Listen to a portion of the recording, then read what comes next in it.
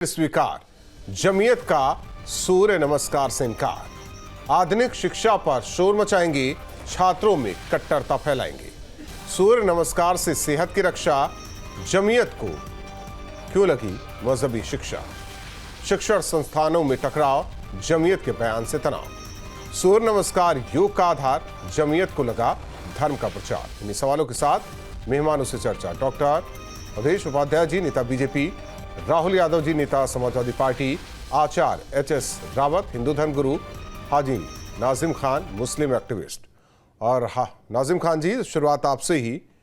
तो फिर जिस तरीके से जमीयत का ये पूरा कहना है कि भाई हमें तो नहीं सही लगता और इसका तो हम विरोध करेंगे, साथ भी दिया देवबंद ने, सवाल इस बात को लेकर तो फिर कौमी एकता की बात ना की जाए, फिर भाईचारे की भी बात ना की जाए। अगर आपको दूसरे से तकलीफ है, कोई जाता है, स्कूल में जाता है, कॉलेज में जाता है, वहां का एक ड्रेस कोड है, वहां की एक नियमावली है, उसे मानना पड़ता है। ये गैर वाजिब कहां से है?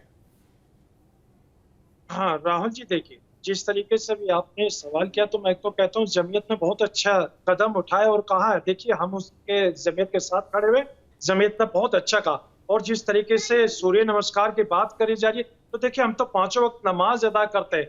जब हम नमाज पढ़ते हैं तो उसमें सूर्य नमस्कार का मतलब क्या होता है, और इसमें तो खुद योगासन हो जाता है। लेकिन सूर्य नमस्कार के ऊपर ये कहा गया है कि आप सूर्य की इबादत कीजिए। देखिए हम तो सिर्फ इबादत करते हैं अल्लाह की, राहुल जी, इबादत करते हैं अल्लाह की। लेकिन आर्टिकल 25 जब हमको परमिशन देता है कि हम अपने रिलीजियस को जिस तरीके से माने के और हम क्या किस तरीके से अपनी आस्था को सामने दिखाएं, ये आर्टिकल 25 हमको परमिशन देता है। लेकिन वहीं कॉलेजों के अंदर अगर धर्म के आधार पर अगर ये लागू कर दिया जाता है कि सूर्य नमस्कार करना चाहिए, तो देखिए जमीयत ने बिल्कुल अच्छा कहा है कि सूर्य नमस्कार भारत के मुसलमान नहीं करेंगे और आप भारत का जो मुसलमान है एजुकेशन तो प्राप्त करेगा, नाजिम साहब, सूर्य नमस्कार नहीं। नाजिम साहब, रावत जी आ रहे हैं किसी मंदिर से, मान लीजिए उन्होंने आपको प्रसाद दे दिया, आप उसे मिठाई समझ के खा लीजिए, भगवान का प्रसाद ना समझिए। ये तो आपके समझने के ऊपर है। आप मानिए तो कुछ है, नहीं मानिए तो कुछ भी नहीं है। आदाब क्या है? जब आप एक दूसरे से मिलते हैं तो आदाब कहते हैं, वो क्या है? हाँ राहुल जी, देखिए आपने बहुत अच्छी बात कही है। देखिए जिस तरीके से ये आपने रावत जी का एक एग्जांपल दिया है कि अगर वो मंदिर से निकलते हैं तो उससे भगवान का प्रसाद उसे आप ले लीजिए। तो देखिए बिल्कुल, देखिए हम गंगा जमनी तहजीब वाले हैं, हम रावत जी के दिया हुआ स्वीकार कर लेंगे। लेकिन धर्म के आधार पर अगर हमको प्रताड़ित किया जाएगा तो ये हम फिर कहां से आ गया धर्म के आधार पर प्रताड़ित किया जाएगा? मैं तो आपसे पूछा ना, ये आदाब क्या है, मतलब इसे क्या कहते हैं? जैसे नमस्कार प्रणाम हम लोग करते हैं या हिंदू करते हैं, सनातनी करते हैं, आदाब क्या है?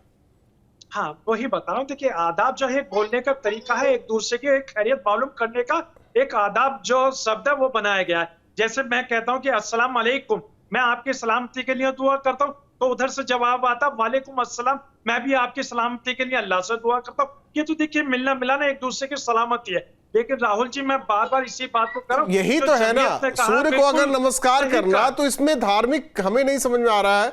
चाँद को आप भी पूछते हैं, चाँद को हिंदू भी पूछते हैं, धर्म के आधार पर चाँद का बंटवारा कर लीजिए, सूरज का बंटवारा कर लीजिए।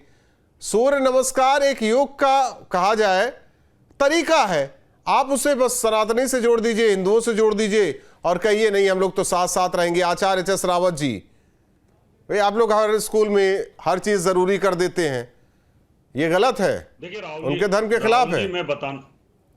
देखिए राहुल जी, मैं बताना चाहता हूं, इस देश में अनादिकाल से, जब इस्लाम का जन्म भी नहीं हुआ था उससे पहले से यहां गुरुकुलों में सूर्य नमस्कार होता आया है। यहां पर अगर देखा जाए तो ये सरस्वती वंदना होती आई है। ये इस देश की एक तरह से सरस्वती वंदना विद्या का स्वरूप है। और जो सूर्य नमस्कार है वो बच्चों के स्वास्थ्य के लिए बहुत जरूरी है। स्कूल में पीटी का भी 1 घंटा होता था। ये सारी चीजें बच्चों का स्वास्थ्य, बच्चों की कंसंट्रेशन, बच्चों की एकाग्रता के लिए होती है। और ये हजारों वर्ष से चल रहा है, ऐसा नहीं चल रहा, अंग्रेजों के समय पे भी चल रहा था। लेकिन ये लोग आज की डेट में नई बीज बोने की शुरुआत कर रहे हैं कि हिंदू मुसलमानों में कहीं ना कहीं विवाद बढ़ता चला जाए और दोबारा से जो इनकी सोच है गजवाए हिंद की, उसको ये मजबूती के साथ आगे बढ़ाते रहें। ये इनकी सोच है। झारखंड के अंदर एक जिले कई ऐसे जब मुस्लिम बाहुल्य है, वहां बोलते हैं जुम्मे की नमाज। क्यों जुम्मे की नमाज होनी चाहिए? जब पूरे वर्ल्ड के अंदर अगर संडे के दिन छुट्टी होती है, हिंदुस्तान में छुट्टी होती है, नहीं, धार्मिक तो फिर क्यों स्वतंत्रता होनी है, चाहिए? संविधान ने उन्हें धार्मिक स्वतंत्रता दे रखी है, उसे आप नहीं छीन स्वतंत्रता सकते। इस बात की नहीं है। धार्मिक स्वतंत्रता इनको इनके मदरसों में है, मदरसों में जाके करें जो मर्जी करना है। लेकिन जहां मामला सरकारी स्कूलों का आएगा, जहां सरकार की एडेड मामले होंगे, वहां पर इनको मानना पड़ेगा। ये संविधान कहता है। संविधान की सोच ये कहती है कि संविधान के अंदर समरसता, समरूपता, एकता होनी चाहिए। अगर ये सोचेंगे कि किसी यूनिवर्सिटी के अंदर, स्कूल कॉलेज के अंदर वहां पर सूर्य नमस्कार मुस्लिम बच्चे नहीं करेंगे, तो ये गलत है, ये नहीं हो सकता। डॉक्टर अवधेश जी, और मैं इसका विरोध करता हूं। क्यों परेशान कर रहे हैं? देखिए राहुल जी, जिस प्रकार से जमीयत जो उलेमा ने जो कहा है, बहुत ही दुर्भाग्यपूर्ण है देश के लिए और इनके समाज के लिए। हमारे देश में जमीयत उलेमा जैसे कट्टरपंथी, इस्लामिक कट्टरपंथी विचारधारा के जो संगठन है और जो संगठन चलाने वाले जो लोग हैं, वो अपने समाज के लिए और देश के लिए बहुत ही दुखद है, सही नहीं है, कष्टदायक है। अभी बात कर रहे थे भाई हमारे नाजिम खान, आर्टिकल 25 की याद दिला रहे थे। भाई आर्टिकल 25 का तो रावत जी ने बता दिया। भाई आर्टिकल 14-15 भी पढ़िए ना, उसमें भी तो ये लिखा हुआ है कि 14-15 जो आर्टिकल है उसके अनुसार सीधा सीधा ये लिखा हुआ है कि आप मनमानी या भेदभाव की शिकायत की कोई उसमें गुंजाइश नहीं है और ना आप कर सकते हैं। तो आप इस देश के संविधान को मानते हैं कि नहीं मानते नाजिम भाई? आर्टिकल 25 की बात कर रहे थे आप, भाई आपके मदरसे हैं, वहां पे आपकी इस्लाम शिक्षा दी जाती है, वहां आप जो चाहे वो करिए। लेकिन आप स्कूलों में जो आपकी जो मतभेद है, जो भाईचारा जो चल रहा है स्कूल में, उसको आप बिगाड़ने की कोशिश कर रहे हैं।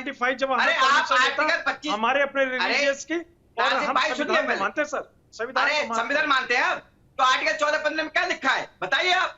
आर्टिकल 14-15 में ये लिखा हुआ है ना, किसी तरह की मनमानी या भेदभाव की शिकायत आप नहीं कर सकते, कोई गुंजाइश नहीं है। बता दीजिए धर्म आप के आधार चाहते पर क्या हैं कॉलेज कि स्कूल में भी आपकी मनमानी चले, स्कूल में कलमा पढ़ाए जाए, स्कूल में भी नमाज अदा की जाए, तो भाई ऐसा नहीं होगा।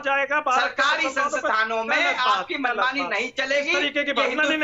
ठीक है राहुल यादव जी, सवाल इस बात को लेकर है कि जो आरोप लगाया जा रहा है उसमें दम है, या फिर जमीयत जैसे संस्थान या कह देवबंद जैसे संस्थान इसे एक मुद्दा दे रहे हैं कि एक रेखा खिंची रहनी चाहिए? देखिए, एक बात मैं स्पष्ट कर दूं कि जमीयत उलेमाए हिंद क्या कहती है, दारुल उलूम देवबंद क्या कहता है, इस पर जो युवा पीढ़ी है, जो मुस्लिम समुदाय की युवा पीढ़ी है, वो अच्छी तरह समझ रही है। उसको आज आवश्यकता है शिक्षा की और कौशल की। और नई शिक्षा नीति में स्पष्ट यह निर्धारित है कि जितने भी मदरसे हैं, मकतब हैं, या जो भी शिक्षण संस्थान है, जो अल्पसंख्यक शिक्षण संस्थान है, उनको मुख्य धारा के जो विषय है, मुख्य धारा की जो गतिविधि है, उनसे जोड़ा जाए। अब देखिए, उर्दू, फारसी और अरबी पढ़ने से नौकरी मिलने वाली नहीं है, यह स्पष्ट रूप से सबको समझना चाहिए। दूसरी बात, अगर मदरसे हमारे साथ तालमेल नहीं बिठा पा रहे हैं, तो हमारे जैसे बुद्धिजीवी, आपके जैसे मीडिया पर्सन के लोग और भी जो प्रशासनिक लोग हैं, ये क्यों नहीं समझ पा रहे हैं कि उनकी जरूरतें क्या हैं? तो एक तो जरूरी यह है कि उनको भी मेन स्ट्रीम में लाया जाए। और ये समझने की बात है कि जो युवा पीढ़ी है उसके पास जो सबसे बड़ा चुनौती है, सबसे बड़ी जो चुनौती है वो ये है कि रोजगार और शिक्षा। तो इससे जोड़ने के लिए मुझे लगता है कि आज के समय में यह बात मुस्लिम युवा अच्छी तरह समझ रहा है कि उसको जरूरत है आज, क्योंकि आने वाला समय मशीन लर्निंग का है, डेटा साइंस का है, आर्टिफिशियल इंटेलिजेंस का है, तो उसको एक आधुनिक शिक्षा की आवश्यकता है। तो मुझे नहीं लगता कि इस तरह की बातों पे चर्चा करनी चाहिए। जो बुद्धिजीवी लोग हैं अल्पसंख्यक समुदाय के, चाहे और भी लोग हैं, उनको युवाओं के भविष्य को लेकर चिंतित वही सब तो बोलेंगे सारी बात करनी चाहिए। और इसे सरकार के खिलाफ बोलेंगे जिसका फायदा आप लोगों को चुनाव में होगा। नहीं, इस पर कोई अब राजनीतिक तो मुझे नहीं लगता है कि ये कोई मुद्दा है। अगर बच्चों के भविष्य का मुद्दा है तो जरूरी है कि जो नई शिक्षा नीति है उसके अनुपालन में ही बयान देना या उसके हिसाब से सोचना ही सबके लिए लाभकारी है। और आने वाला समय देश की विकास के लिए, देश की भविष्य के लिए जरूरी है कि हम उनको भी मुख्य धारा से जोड़ पाए। मदरसे अलग थलग ना हो, मदरसे भी मुख्य धारा में हो और अंदर क्या हो रहा है, उनकी फंडिंग कैसे हो रही है, उसकी मॉनिटरिंग करना और अंदर जो गतिविधि चल रही है इसकी जानकारी सबको होना जरूरी है। तो इस तरीके से मुझे लगता है कि इस अप्रोच के साथ काम हो तो अच्छा है, समाज के लिए भी, देश। ठीक है, हर स्कूल, हर कॉलेज का देखा जाए तो कहीं, हालांकि हिंदुओं को तो दिक्कत नहीं होती, हम लोग भी पढ़ के आए हैं, यहाँ बैठे कई लोग पढ़ के आए हुए हैं, जहां अब देखा जाता है दिसंबर में छुट्टी और इसके बाद वहां हम लोग क्या करते हैं, क्या मनाते हैं, किसी को कोई दिक्कत नहीं। लेकिन आप लोग, नाजिम खान साहब, आप जैसे देवबंद और जमीयत को दिक्कत क्यों होती है? अगर वहीं आप ही का बच्चा पढ़ता रहे तब तो दिक्कत नहीं होगी। आप नहीं कहेंगे ये तो ईसाइयों वाला है, आप नहीं कहेंगे ये तो बौद्धों वाला है, आप नहीं कहेंगे ये जैनियों वाला है। अब जब सरकारी स्कूल में ये हो रहा है तो आप कह रहे हैं कि नहीं, ये तो हमारे धर्म के खिलाफ है, जनगण मन नहीं गाना है, वंदे मातरम नहीं गाना है, तो करेंगे क्या फिर? स्कूल जाता है, शिक्षा वहां एक समान सबको देखता है, धर्म के आधार पर नहीं।